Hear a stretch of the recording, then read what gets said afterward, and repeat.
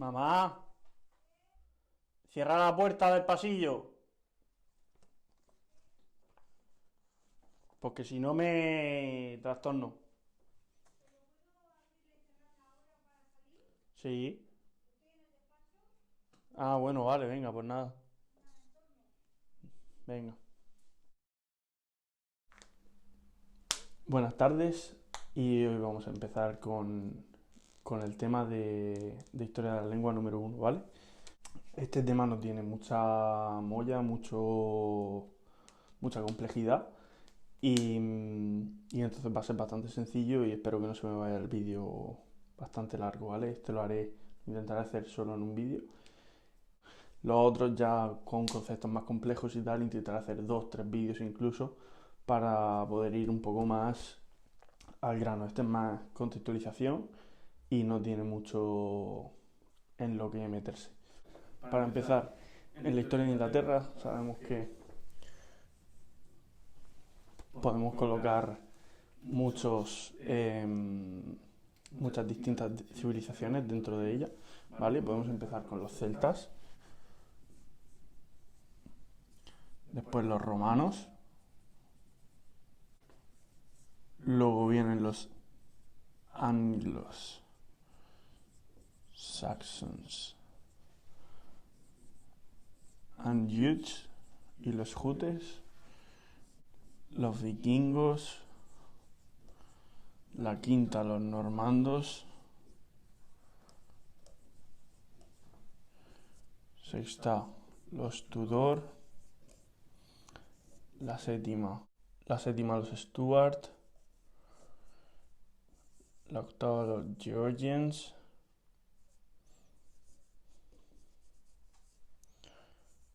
la novena los Victorians y la décima el present day, ¿vale? La actualidad en sí. Entonces, bueno, todos estos influencian de una forma u otra al inglés, ¿vale? Mayoritariamente coinciden los periodos del inglés con ciertas etapas como son estas, ¿vale? Los periodos que nosotros vamos a estudiar del inglés son el Old English, lo primero, que sería de 450 a 1066, que comprendería, pues, desde los romanos, ¿vale? Junto con estos, los vikingos, hasta la entrada de los normandos, ¿vale? ¿Por qué hasta la entrada de los normandos? Porque fue en 1066 cuando Normandía, los normandos, entraron y conquistaron parte del sur de Gran Bretaña. Y por supuesto, durante el periodo de estos, estamos hablando de un Middle English, ¿ok?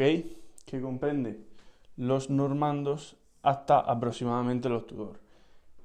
Estamos hablando del 1066 hasta aproximadamente el 1500, ¿vale? Dentro de esto tenemos el Early Modern English, Middle English, perdón, y el Late Middle English, ¿vale? Que uno va desde el 1100 hasta el 1300 y el otro desde esta fecha hasta el 1500, hasta el fin del periodo, ¿vale? Posteriormente, después del Middle English, viene el Early Modern English, que sería el que nos llevaría desde esta época de los Tudor hasta aproximadamente los Georgians, ¿vale? O sea, incluiría a los Tudor y los Stuart, ¿ok? Que va desde el 1500 hasta el 1700, ¿ok? No sé si editaré el vídeo o no, pero bueno, en fin. Después del Early Modern English, lo que viene es el Late, por supuesto. Entonces, veríamos un Late Modern English con la abreviatura MOD-E, que sería desde el 1700 hasta el 1900 y comprendería los georgianos y los victorianos todos en uno, ¿vale? ¿Qué es lo que pasa? Todas las invasiones en sí conllevan un tipo de cambio, ¿vale? Unos cambios sustanciales en la lengua inglesa que, pues como es lógico, hacen que se añadan y copien cosas de las otras lenguas de los invasores, ¿vale? De eso también hablaremos un poco después. Entonces, el inglés, hay ciertos momentos en los que ha adquirido bastante influencia, sobre todo de los vikingos, que sería el Old Norse, de los normandos, que sería French e incluso Latin, de los Saxons, porque es Germanic, ¿vale? Es una lengua germánica, y bueno, de los celtas, etcétera, también bastante. No fue hasta los Tudor que ellos no empezaron ya un poco a hablar inglés, o sea, hay más historia dentro, la vimos en clase y tal, pero no creo que lo pregunte, no me voy a meter tanto en eso, ni yo por lo menos me lo voy a estudiar. Pero sí que tenemos que tener en cuenta que el Middle English son 450 años de historia en los que las clases que hablaban, escribían, legislaban y ejercían el poder ejecutivo también, hablaban mayoritariamente francés, ¿vale? La nobleza, etc, etc, todos los escritos eran en francés hasta casi final ya de la Edad Media. Entonces, esto hace que entre esto y el vocabulario técnico que le faltaba al, al inglés, que veremos en próximos temas porque no se escribía, simplemente lo hablaba la plebe, un 40% del léxico aproximadamente del inglés proviene del latín o del francés. ¿De acuerdo? Y esto sería básicamente la primera introducción de los periodos. ¿Vale?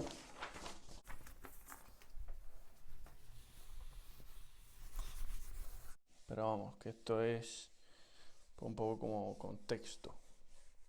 Bueno, como os decía, esto es más contexto que otra cosa. Es para que podamos ir entendiendo un poco cómo funcionan las mecánicas del inglés, por qué funcionan así y en qué momento cambian. Luego en los cambios consonánticos, por ejemplo, podemos ver cómo las influencias incluso del sueco antiguo hicieron que los ingleses tuviesen la SK, ¿no? Como en skull. Pero eso no quiere decir que aunque los suecos se quedaron con esto, ellos, los ingleses, no lo evolucionaran a un SH y a mantener esa SK que ya tenían por la influencia de los suecos, ¿vale? De aquí viene, por ejemplo, que nosotros podamos decir, de ahí viene, por ejemplo, que nosotros podamos decir schedule y schedule, ¿vale? Por esta misspelling, creo. Vamos, creo que es por eso. No hay mucho caso tampoco, pero creo que es por eso. Lo que acabo de decir no entra en el tema, así que tranquilo, no os agobiéis. Pero sí, que esa es una de las cosas por las que el inglés transforma, por las increíbles influencias que tuvo de fuera. Increíbles en cuanto a abundantes, me refiero. Vale, a continuación vamos a pasar a explicar unos conceptos clave, un poco de terminología, que tampoco es excesivo, es simplemente para contextualizar también. Y vamos con el primero. Vale, lo primero es el language change, ¿vale? El cambio en la lengua. Tenemos que entender que, bueno, todo el mundo sabe lo que es un cambio en la lengua, todos lo hemos estado estudiando durante el curso. Pero lo que tenemos que entender es que un cambio a un nivel semántico, por ejemplo, puede tener infinita repercusión a lo largo de los otros campos de esta lengua, ¿vale? Si te cambio un spelling, te voy a cambiar la pronunciación, te voy a cambiar la inflection y por lo tanto la morfología y quizá incluso la gramática de la palabra, ¿vale? Va todo en un cómputo global que a lo mejor lo hemos ido viendo un poco por separado, pero ya luego lo hemos puesto en contexto y al juntar los dos ha sido cuando a lo mejor a alguno le ha dado un algo en la cabeza. Dentro de los cambios en la lengua hay diferentes tipos de cambios, ¿vale? Está el léxico, el semántico, el fonético y fonológico, el sintáctico y el gramático, creo. No me hagas mucho caso. No, perdón, el de spelling, ¿vale? El gramático no, el de spelling. Luego tenemos los conceptos de lengua, bueno, de internal history and external history of language, ¿vale? La internal es todos aquellos que competen a la lengua, todos aquellos cambios que competen a la lengua. Es decir, cómo una lengua evoluciona dentro de sí misma. Dentro de la historia externa podemos ver factores como son las conquistas, todo lo que hemos estado hablando al principio, las conquistas, los language contacts, que es pues la coexistencia de dos lenguas, es decir, que los ingleses y los franceses convivan juntos, ¿vale? Como por ejemplo en el caso del Middle English con todo aquel revuelo que se formó. Y, y bueno, pues lo que os digo, muchas conquistas, muchos cambios gubernamentales, etc, etc, etc. En cuanto a las perspectivas de los cambios, pueden ser una perspectiva sincrónica o diacrónica, ¿vale? Una perspectiva sincrónica mira la lengua en un punto de la historia, es decir, si yo me pongo a estudiar el Middle English, estaría haciendo una synchronic approach, pero en cambio si veo la evolución del Old English al Middle English, lo que estaría haciendo es una diachronic, ¿vale? Diachronic, que sería pues ver la evolución en el tiempo, ¿vale? Nos podemos guiar por el día. Algo que está sincronizado quiere decir que es a la vez, ¿no? Que pasa en el mismo tiempo, y diachronic pues a lo largo del día, ¿no? Estos tipos de cambios son evolutivos y los otros son simplemente analizar. Sería decir, pues en el Middle English se habla así. Y en el otro sería decir, pues en el Middle English se habla así, pero en el Modern después se habla así. ¿Por qué? Porque ha pasado through estas stages, ¿vale? Que me sale el Spanglish. Pues lo siguiente sería formas de comparar la lengua, ¿vale? Que serían o sintética o analítica, ¿vale? Una lengua puede pasar a ser más sintética o más analítica, depende de cómo vaya el proceso. Lo dicho, simplemente sintético es sintetizar, hacer síntesis, eso es, como bien sabéis, acortar, ¿vale? Poner el máximo número de... convey el máximo número de significados o de acepciones en una simple... en un espacio más pequeño. Y analítico es a través del word order, sobre todo, de las preposiciones, etc, etc, etc. Es decir, en español, por ejemplo, te digo, podrías dormirte, que son dos palabras y tiene bastante significado. Y en inglés, por ejemplo, te digo, could you have some sleep, ¿vale? Que tiene más palabras, menos inflections, más palabras, ¿vale? Esta se define por las inflections sobre todo y esta por el word order. Bueno, en cuanto a las inflections que aparece ahí, pero tampoco creo que sea excesivamente necesario explicarlo porque ya estamos en cuarto, son cambios o cosas que se añaden a la palabra para hacer que lleve un significado que no llevaba antes. Es decir, si yo pongo buey en español y le añado la inflection es, bueyes, estoy dando un significado que no tenía antes, que es el del plural, ¿vale? Y eso sería. En cuanto a los casos, como bien sabéis, existen ciertas lenguas hoy en día que hablan con casos, declinando palabras y según la función que tengan una frase sintácticamente, que estoy un poco tonto, pues podemos sacar diferentes tipos de palabras, ¿vale? Con diferentes tipos de inflections. Existen ciertos casos que son los que más nos van a ayudar, que son el nominativo, el acusativo y el dativo, ¿vale? El nominativo se utiliza sobre todo para sujeto o incluso atributo.